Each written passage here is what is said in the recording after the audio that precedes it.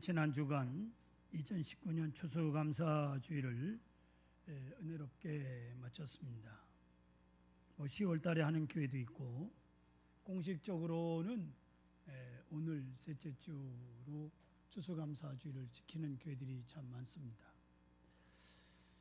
아무튼 혼신의 힘을 다해서 헌금에 동참해 주신 성도 여러분들께 깊은 감사를 드리고 찬양 대회를 위해서 애쓰신 교회 학교 교사들과 교구장님들, 교구 식구들 모든 분들께 감사를 드립니다. 서강의 하나 된 공동체의 모습을 보았고요. 우리가 더욱 분발해서 하나님의 교회를 하나님 교회 세우는 일에 열심을 다해 주시기를 주님의 이름으로 부탁을 드립니다. 마이클 야코넬리라고 하는 사람이 지은 책 중에 영성이라는 책이 있어요. 근데 이 영성이라는 책에 보면 세계 제2차 세계대전 중 프랑스에서 어느 시골 마을에 미군과 독일군이 전투를 벌였는데 이때 미군 병사 한 사람이 목숨을 잃었습니다. 동료들은 비록 전쟁 중이지만 동료의 시신을 그냥 버려두고 가기가 마음에 걸려서 기독교식 장례를 치르기로 의견을 모았어요. 그래서 거기서 몇 킬로 떨어진 작은 공동묘지가 있는 시골 교회를 찾아가 부탁을 드리게 됩니다. 여러분이 서구에 가면 시골의 교회와 공동묘지가 같이 있습니다.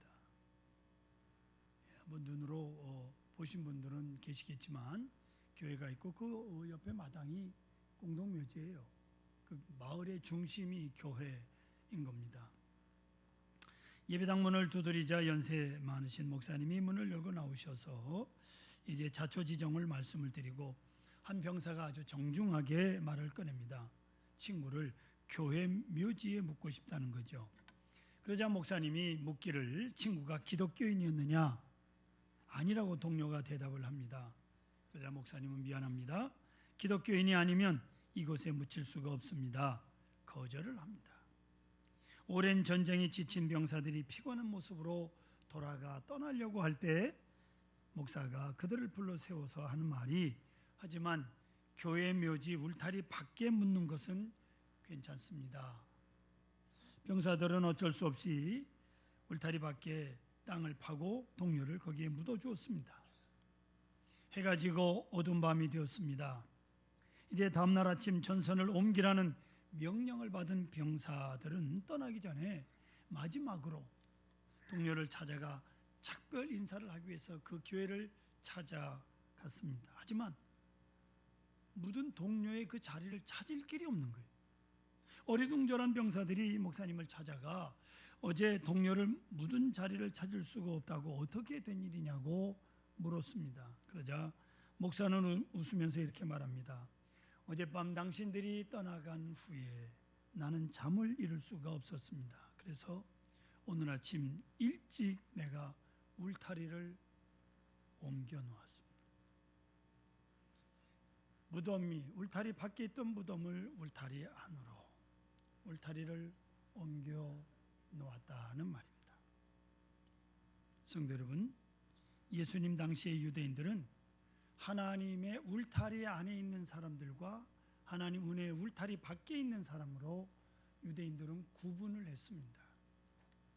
유대인들은 레위기에 나오는 구약성경 레위기에 나오는 성결법을 기준으로 해서 두 종류의 사람으로 나누는데요. 유대인과 이방인, 깨끗한 자와 부정한 자, 거룩한 자와 속된 자, 의인과 악인으로 구별했습니다. 하지만 유대인들의 이러한 이분법적 정결법이 수많은 죄인을 양산해 내게 됩니다. 예를 들면 안식일 즉 금요일 저녁부터 토요일 저녁까지 아무 일도 하지 말아야 금요일 저녁 시간이 다가오면요 랍비들이 호래기를 불고 돌아다니면서 상점 문을 닫으라고 난리를 칩니다. 야단해요. 저절로 알아서 닫는 게 아니에요. 시간 됐다고 막 닫으라고. 2003년 제가 첫 번 안식년에 성지 순례차 이스라엘의 예루살렘 호텔에 토요일 오후에 도착했어요. 호텔 안에 그 로비에 랍비와 여러 사람들이 서성거리는데 다 새카만 옷에 모자를 쓰고 머리는 꾸불꾸불 이렇게 말아서 무슨 그룹 마른 것처럼 그런 사람들이 어린아이까지 즐비하게 있더라고요. 안식일이 끝나는 신호와 동시에 이 사람들이 식당으로 우르르 몰려가는 모습을 보았습니다. 안식일에는요 많이 걸어도 안 되니까 그냥 호텔에 있다가 그 호텔 식당으로 가는 거예요. 음식을 만들어서도 안 되니까. 그러면 호텔에서 음식 만든 사람들은 또 누구요? 지들은 안 만들면서. 심지어는 밀 이삭을 잘라 손으로 비비는 것도 성경에 금하고 있지 않습니까? 이게 유대인들의 안식일 정결법입니다. 물론 경제적으로 여유 있는 사람은 하루 정도 일하지 않아도 먹고 사는데 지장이 없지만 가난한 사람들은 문제올시다. 그들은 배고파하는 자녀들을 먹이기 위해서 안식일에도 일을 해야만 했던 겁니다. 또한 장애인들도 마찬가지예요. 그들은 하루 구걸을 해서 먹고 사는 사람들이기 때문에 안식일을 지킬래야 지킬 수가 없어요. 안식일 지키면 굶어야 되니까. 그래서 유대인 그들은 이 안식일을 지키지 않는 이 사람들 다 죄인이라는 낙인이 찍힐 수밖에 없는 거죠. 그들은 하나님의 은혜의 울타리 밖에 있는 사람들이 될 수밖에 없었던 겁니다. 그런데 예수님은 바로 이런 사람을 구분하는 울타리를 옮겨 놓으셨습니다. 아니, 아예 울타리를 없애버리셨습니다. 할렐루야. 예수님께서 이 땅에 오셔서 하신 일이 누구나 하나님의 은혜를 받을 수 있게 만드셨습니다. 나는 의인을 부르러 온 것이 아니요 죄인을 부르러 왔노라 말씀하고 있습니다.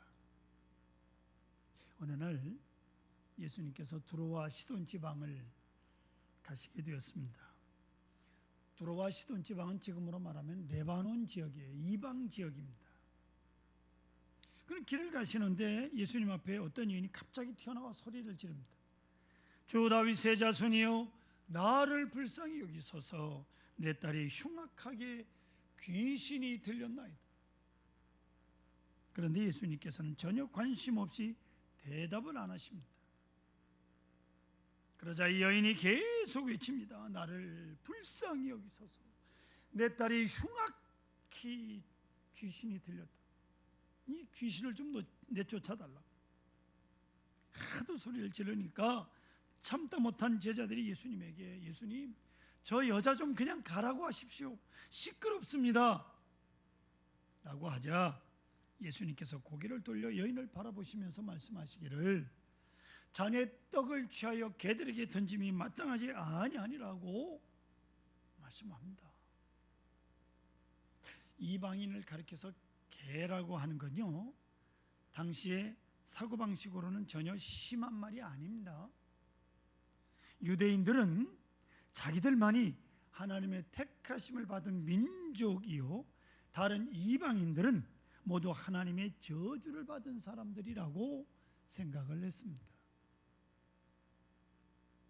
하나님께서 이방인을 만드신 이유가 뭐냐? 지옥의 땔감으로 쓰시기 위해서 이방인을 만들었다는 거예요. 여러분 우리 모두 다 지옥의 땔감들이요.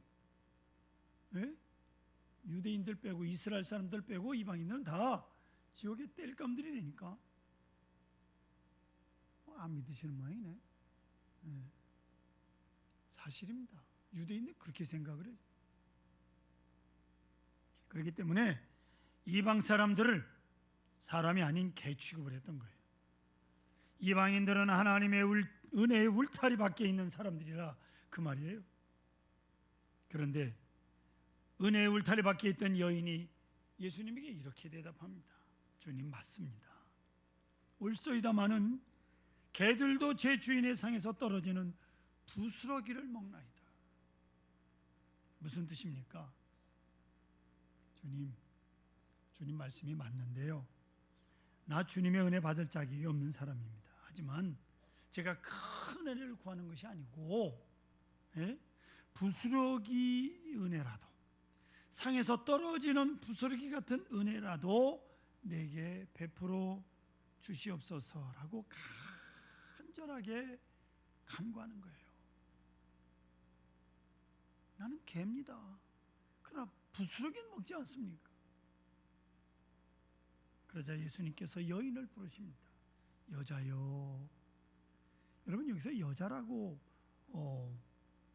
기록되어 있는 단어는 헬라어로 귀나이라는 말인데, 이건 상당한 애정과 존중을 담은 말입니다.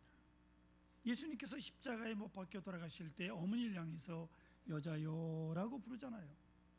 어머니를 갖다가 여자야 그렇게 써요? 존중과 사랑을 담은 말이에요. 예수님께서 사랑스러운 눈으로 이 여인을 바라보시면서 말씀하시기를, 여자여, 내 믿음이 크도다. 내 소원대로 되리라. 아멘. 내 소원대로 되리라. 여러분, 여인의 간절함이 예수님에게 전해진 거죠. 우리는 여기서 한 가지 주목해야 될 사실이 있습니다. 아주 중요한 사실. 예수님께서 갈릴리로부터 두로와 시돈으로 가셨다고 했는데, 갈릴리에서 두로와 시돈까지의 거리가 약 60km, 150리 길입니다. 먼지가 풀썩거리며 날리는 길을 60km 갔다가 또 다시 60km를 돌아와야 되는 120km의 그런 머나먼 길이에요. 제가 한강을 매일같이 걷는데 6, 7km를 걷습니다. 소요되는 시간이 대략 1시간 10분 정도 걸립니다. 그렇다면 60km를 가려면 최소한 10시간 정도는 걸어야 됩니다. 더군다나 왕복 120km니까 숫자상으로 따지면 20시간이지만 여러분, 10시간씩 무슨 수로 걸어요? 1시간 10분만 갔다 와도 여기 언덕백이 올라오면 다리가 후들거리고 힘들어서 땀이 삐질삐질 나는데 3일 길이라고요. 하루에 8시간 걷기도 굉장히 힘든 일이에요. 문제는 이렇게 먼 길을 걸어서 두로와 시돈 지역에서 하신 일이 뭐냐 하는 거예요. 오직 한 가지 일밖에 없어요. 그것은 귀신 들린 딸을 둔 여인을 만나 그 딸을 고쳐주신 일. 120km를 걸어서 예수님께서는 하나님의 은혜 밖에서 고통받고 있는 이 이방 여인, 그 여인과 그 딸을 하나님 은혜 안에 들어오게 하시기 위해서 그 먼 길을 걸어 가셨다가 오신 거예요.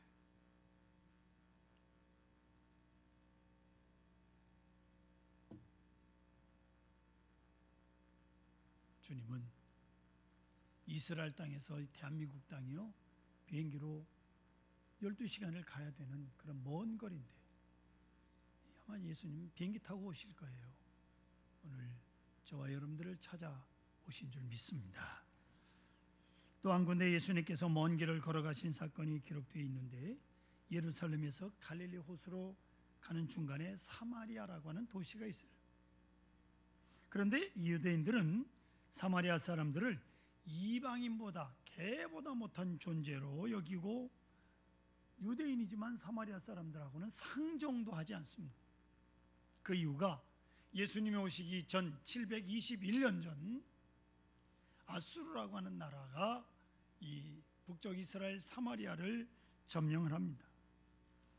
그리고 이 북이스라엘의 수도 사마리아에 이스라엘 민족성을 말살하기 위해서 아수르에 있는 사람 3만 명을 데려오고 사마리아에 있는 사람 3만 명을 아수르로 끌고 가서 섞어버렸어요. 혼혈 민족을 만들어버렸어요.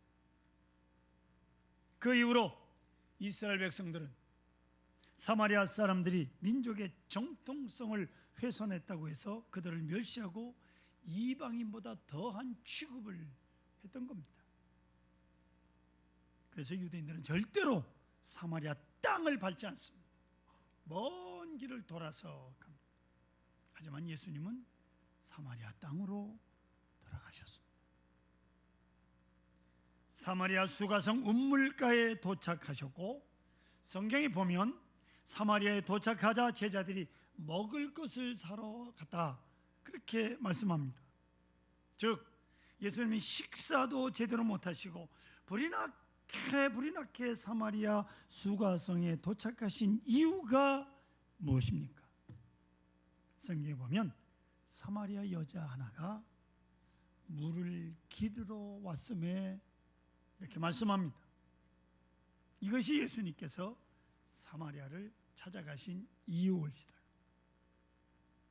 5번이나 남자에게 버림을 받고 6번째 남자를 만나 살면서 남들의 눈이 두려워 아무도 다니지 않는 낮 12시 그 뜨거운 시간에 물을 길르러 우물을 찾아온 여인, 이 한 사람을 만나기 위해서 예수님은 먼 길 마다하지 아니하고 유대인들이 가기를 꺼리는 사마리아에 식사도 거른 채 발걸음을 재촉하셨던 겁니다.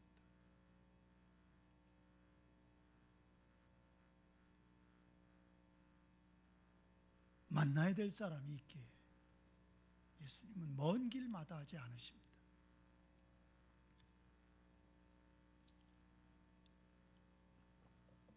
종종 우리 교인들이 좀 멀리 떨어져 있는 교인들을 신방할 때가 있습니다. 굉장히 미안해해요. 저는 오히려 제가 미안하죠. 나는 1년에 어쩌다 한 번씩 신방하러 오는데, 그것도 아침 먹고 여유 있게 신방하는데 주일날 그 먼 데서 오려면 얼마나 일찍 서둘러야 됩니까? 매주 오는 그 교인이 더 눈물나게 고맙지요. 그래도 여러분, 주님을 만나기 위해서 성전을 찾는 여러분들의 발걸음 더 복되시기를 주 이름으로 축원합니다. 누가복음 19장에 보시면 삭개오라는 사람이 나와요. 누가복음 19장 2절에 보시면 그를 가리켜 부자라 그렇게 표현을 합니다. 성경이 부자라고 불린 사람 많지 않습니다. 그는 아마도 굉장한 재물을 수했던 사람이 가장 비싼 옷을 입고 날마다 좋은 음식을 먹으며 살았을 것입니다. 그런데요, 삭개오가 부자가 된 이유가 뭐냐? 장사를 잘해서가 아니라 자기 동족에게 세금을 거두어 로마 정부에 바치는 세리였기 때문에, 더구나 세리장, 세리 중에 우두머리였습니다. 당시에 죄인으로 불리는 직업도, 죄인으로 불리는 직업이 있어요. 멀쩡한 직업인데 왜 죄인이라고 그러나? 하나가 세리고 하나는 창기입니다. 삭개오가 왜 남들이 죄인이라고 손가락질하는 세리라는 직업을 선택했을까요? 그의 집안이 몹시 가난했습니다. 왜냐하면 살만한 집안이라면 굳이 세리라는 직업을 가질 필요가 없어요. 먹고 살만한데 왜 모든 유대인들이 손가락질하는 세리라는 직업을 갖겠어요? 그리고 그는 신체적 핸디캡이 있었습니다. 삭개오가 키가 작았다고 그랬는데, 이렇게 키가 작다고 표현된 것을 보면 상당히 작은 키였을 겁니다. 그렇기 때문에 육체적 노동을 하는 일을 얻기가 힘들었을 것입니다. 그래서 아무도 하려고 하지 않는 세리라는 길로 들어설 수밖에 없었을 것입니다. 삭개오라는 이름의 뜻이 의로운 사람이라는 뜻이에요. 아버지가 의롭게 살라고 의로운 사람이라고 하는 이름을 지어줬는데, 하지만 그는 죄인이었어요. 죄인 중에도 두목이야. 세리장 삭개오. 그렇기 때문에 철저하게 하나님의 은혜 밖에 사는 사람이었습니다. 이때 삭개오는 예수님께서 자기 동네를 지나가신다는 소문을 듣게 되었습니다. 삭개오의 가슴이 뜁니다. 자기 인생의 커다란 변화를 기대하게 됩니다. 하나님의 울타리, 은혜의 울타리 안으로 들어갈 수 있기를 삭개오는 소망했습니다. 하지만 죄인이라는, 세리라는 신분이 그를 가로막고 있었습니다. 키가 작아서 예수님을 볼 수도 없고, 삭개오는 죄인이라는 신분 때문에 하나님의 은혜의 울타리 안에 들어갈 수가 없었어요. 그래서 삭개오는 뽕나무 위로 올라갑니다. 돌감람나무라고 되어 있습니다. 뽕나무 밑으로 지나가시는 예수님을 볼 수 있게 됩니다. 그런데 이 뽕나무 밑에 오신 예수님께서 발걸음을 멈추시고 위를 향하여 보시면서 이렇게 말씀합니다. 삭개오야 속히 내려오라. 내가 오늘 네 집에 유하여야 하겠다 말씀하십니다. 이제 예수님은 하나님의 울타리를 넘어 위에 있는 삭개오를 하나님의 은혜의 울타리 안으로 내려오라고 말씀하신 겁니다. 그리고 그날 삭개오는 하나님의 풍성한 은혜를 맛볼 수 있었습니다. 누가복음 19장 9절로 10절에 화면을 보시면 오늘 구원이 이 집에 이르렀으니 이 사람도 아브라함의 자손이미로다. 인자가 온 것은 잃어버린 자를 찾아 구원하려 함이니라. 아멘. 그리고 이제 오늘 여러분 저와 함께 말씀을 봉독한 본문으로 돌아가 보겠습니다. 여기 또 한 사람의 세리가 등장합니다. 오늘은 세리로 시작해서 세리로 끝나게 생겼습니다. 알페오의 아들 레위가 세관에 앉아 있는 것을 보시고, 알페오의 아들 레위, 여러분 레위는 이스라엘 12지파 중에 특별히 택하여 제사장 임무를 맡기신 레위 지파의 후손이라 그런 뜻이거든요. 그런데 그 레위가 성경에 보니까 세관에 앉아 있는 것을 보시고 라고 예수님께서 지나가시면서 말씀합니다. 당시 세리에도 두 종류가 있습니다. 하나는 세금을 받으러 다니는 사람이 있고요, 하나는 세관에 앉아서 관리하는 사람이 있습니다. 그런데 세관에 앉아서 관리하는 사람이 더 많은 돈을 챙긴다는 거죠, 다니면서 받는 사람보다. 마태복음 9장 9절에 보면 마태라는 사람 역시 세관에 앉아 관리하는 사람이라고 말씀을 합니다. 이 레위가 후에 이름을 바꿔서 마태가 되는데요, 같은 동일 인물입니다. 보세요. 다시 한번 조명해 보십시다. 이 레위가, 제사장 레위가 세리가 된 이유, 레위 지파는 자기 소유의 땅이 없어요. 이스라엘 지파가 이제 이스라엘이 가나안 땅에 왔을 때 12지파에게 땅을 골고루 나눠주면서 레위 지파에게는 땅을 분배하지 않았습니다. 왜냐하면 다른 11지파가 소득의 11조를 레위 지파에게 주어서 생활하도록 했는데, 경제적인 문제에 매달리지 않고 성전 봉사하는 일에만 전념할 수 있도록 하기 위해서 레위 지파에게는 땅을 주지 않았다 그 말이에요. 그런데 구약에서 신약으로, 그리고 로마의 식민지 시절이 되면서 이 제도가 점점 퇴색해 버렸어요. 아무도 레위 지파를 돌보지 않습니다. 그래서 레위 지파는 먹고 사는 일조차 힘들게 됐습니다. 성전에서 봉사하도록 택함을 받은 레위 지파의 아들, 이 사람이 성전에 들어가지도 못하는 세리 죄인의 길을 선택할 수밖에 없었던 것. 사실 비극적인 일이요. 그런데 이러한 레위를 예수님께서 부르십니다. 14절 보십시오. 또 지나가시다가 알페오 아들 레위가 세관에 앉아 있는 것을 보시고 그에게 이르시되 나를 따르라 하시니 일어나 따르니라고 말씀합니다. 이때 레위는 예수님께서 부르실 때 두말하지 않고 즉시 일어나 따랐습니다. 레위 마음속에는 간절하게 예수님을 따르고 싶은 마음이 있었습니다. 그러나 세리라는 신분이, 죄인이라는 신분이 예수님을 따르는 것을 가로막고 있었어요.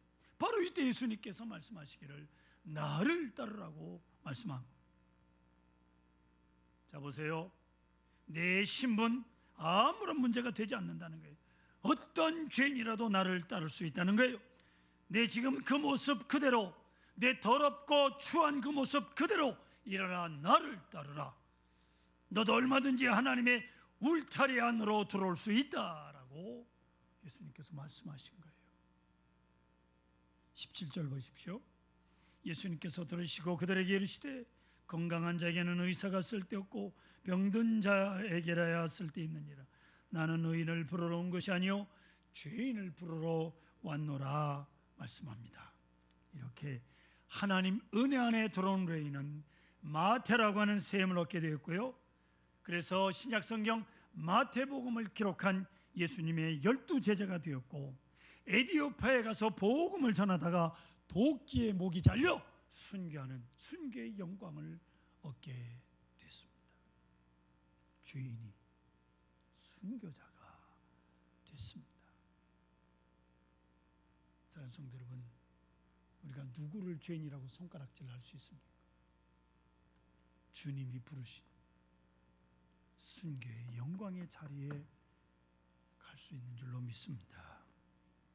예수님께서 십자가에 달리실 때 두 사람의 강도가 함께 십자가에 못 박혀 있었습니다.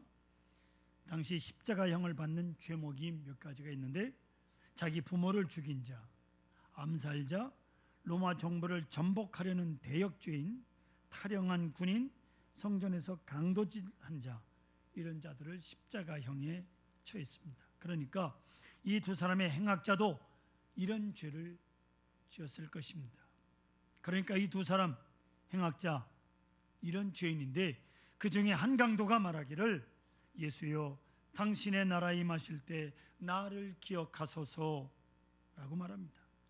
여러분, 어느 쪽 강도인지 모르지만 이 강도는 평생 나쁜 짓만 하고 살았어요. 일평생 하나님 은혜의 울타리 안에 들어온 적이 없는 사람이에요.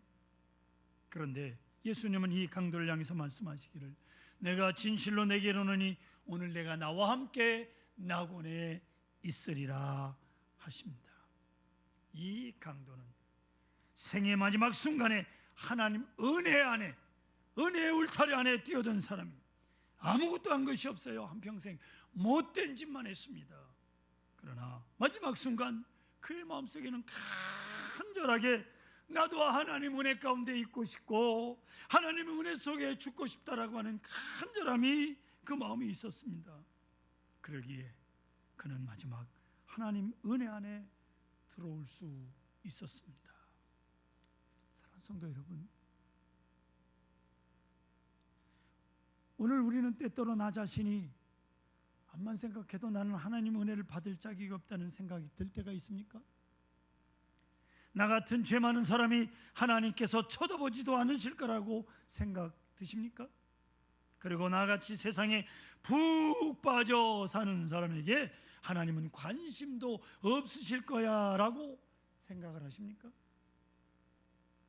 또는 하나님께서 나 같은 죄인이 드리는 기도는 과연 들어주실까? 그런 생각을 하십니까? 여러분 어떻습니까? 그렇지 않습니다. 그렇지 않습니다. 인자가 온 것은 잃어버린 자를 찾아 구원함이라고 하신 주님 말씀하셨습니다. 주님은 잃어버린 자를 찾아 오신 분입니다. 예수님은 죄인을 부르러 오신 분이요, 상처받은 사람을 찾아 오셨습니다. 아픈 사람을 찾아오셨습니다. 죄인을 만나러 오셨습니다. 우리를 천국으로 인도하시기 위해서 오셨습니다. 그리고 우리의 문제를 함께 해결하고자 싶어 하십니다. 할렐루야. 주님은 오늘도 여러분 곁에 계십니다. 주님 앞에 서시기를 바랍니다. 간절한 마음으로 주님 안에 들어가시기를 구하십시오. 주님께서 두 팔 벌려 기뻐하시며 여러분을 영접해 주실 것입니다. 하나님 아버지,